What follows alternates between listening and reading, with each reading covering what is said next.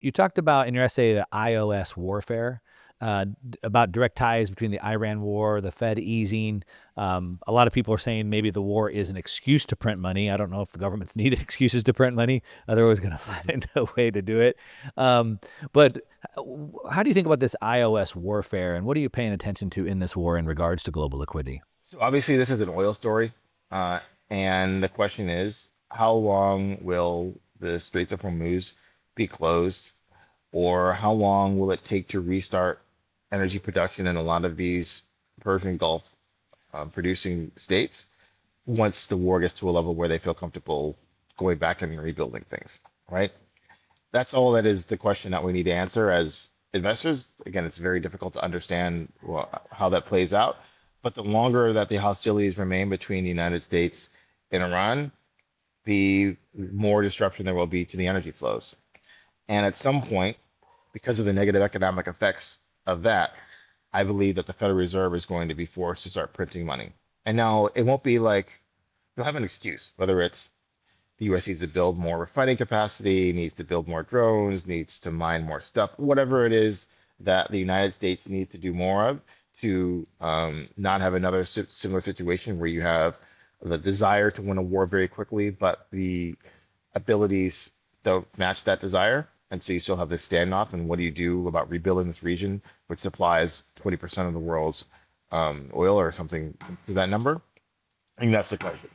And we can basically just watch the oil price and how that interacts with the US Treasury, 10-year Treasury, to understand when there's going to be a policy response. So if we start getting oil at like $150 and the 10-year Treasury yield is moving towards 5%, there's going to be some sort of money printing activity. And I don't know how it's gonna what it's gonna look like, but again, the system can't handle those two things happening at the same time. It seems like, and I'm not an oil expert, it's something I definitely pay attention to. Sounds like you do as well. But it seems like the U.S. is a major energy producer, exporter. We don't really depend on any oil from the Straits. It seems like China is most at risk from oil not coming through the Straits.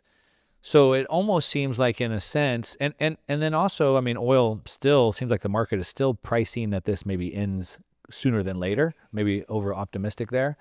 And if you look at oil in inflation adjusted terms, it's not really even that high, not compared to where we saw just 4 or 5 years ago. So it seems like the U.S. could maybe withstand higher oil prices maybe longer than some of the other countries that are more dependent on that oil there. So how do you think about this stalemate? Or if the energy prices go up on Asia, China, et cetera, does that put too much pressure back onto the U.S.? Well, so the issue is not the oil price per se for the United States. As you pointed out, U.S. is the largest, I think, the largest oil producing Yeah, nation. I'm not and sure. wouldn't that benefit us? What, top three. Um, the problem is that everyone who's a U.S. ally, let's take a look at the stock market performance over the last few days of what post sort of this war lasting longer than the 2 or 3 days that was initially sold to the world by Trump and his lieutenants. Japan, Korea, U.S. allies, their stock markets have got absolutely Yeah. crushed, right? Why? Because they are massive manufacturing nations that import all their energy. Lots of it comes through the Middle East.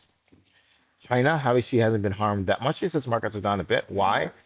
Electrification, right? Its fleet of vehicles is an increasing percentage of are all EVs. They can burn a lot of coal, which they produce domestically, so they can provide enough electricity, um, at least to their auto fleet, from just coal, And they have a few right? And months they've a been few months of stockpiling. oil sitting at sea for them as a buffer as well.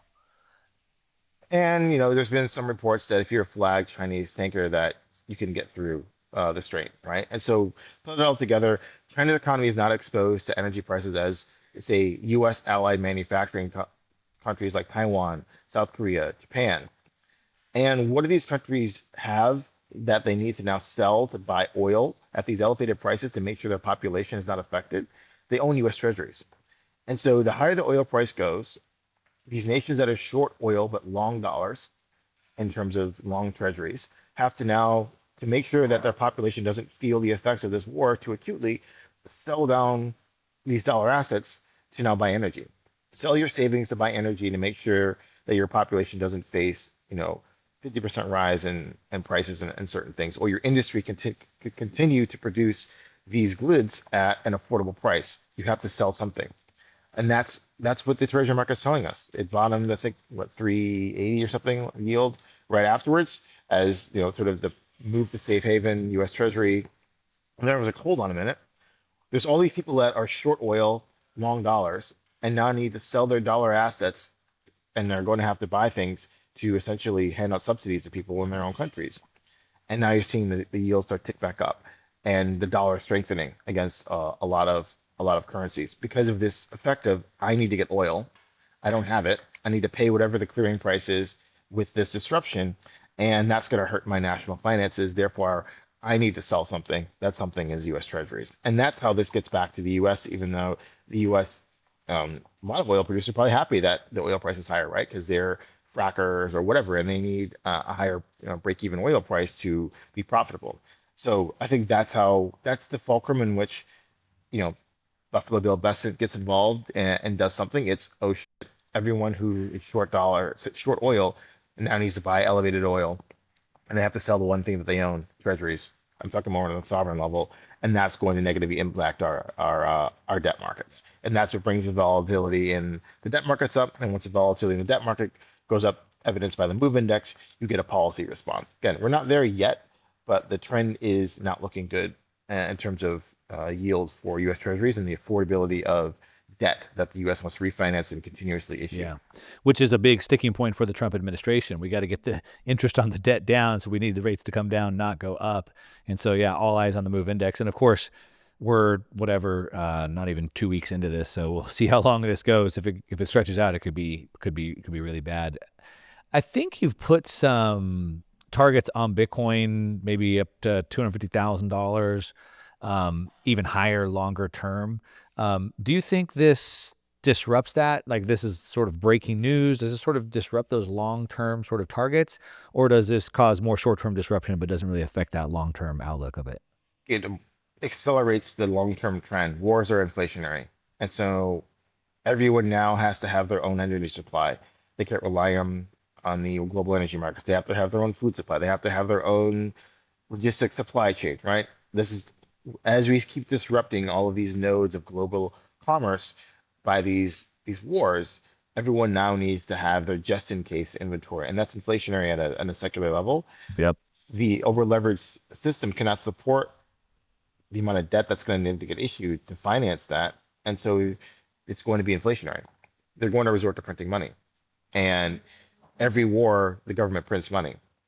They start doing it at some point. They don't start out that way, and obviously lots of assets go down in price until that situation happens. But if we're talking about an asset that is very responsive to liquidity, when that liquidity is going to be provided to finance certain aspects of the war or the rebuilding after the war, then that is inflationary, and that is what is going to carry Bitcoin to much higher levels in fiat currency terms. Yeah.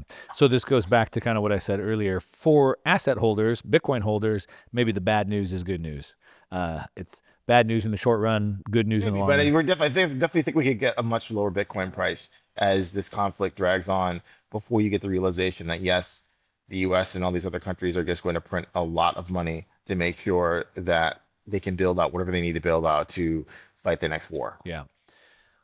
So Bitcoin is sort of this canary in the coal mine. It's pricing in that there's not enough liquidity to go around. However, we can start to see the potential demand drivers that would cause more liquidity to come in. Either the credit markets breaking apart, the war continuing on, the government has to sort of intervene in the bond markets.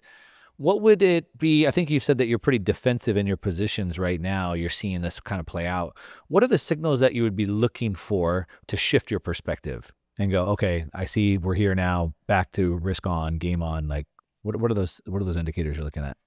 Just wait for the scheme, whatever it is, whether it's the Fed or the U.S. Treasury. Wait for them to tell you, oh, there's an issue, whether it's the markets are down or something broke in the credit markets, and they've responded with something. I don't know what that something is going to be, but if you peel back and you just look at a first principles basis, what are they doing? Are they printing money in some way, shape, or form to sort of smother the impact of the market? That's when you know it's time to go long. Yeah, got it. wait for the potential crash and then the response to that, and wait for the response. Hey, if you like this short conversation I just had, you're gonna love the full length conversation. Don't miss it. You can go ahead and click right over here, and I'll see you over there.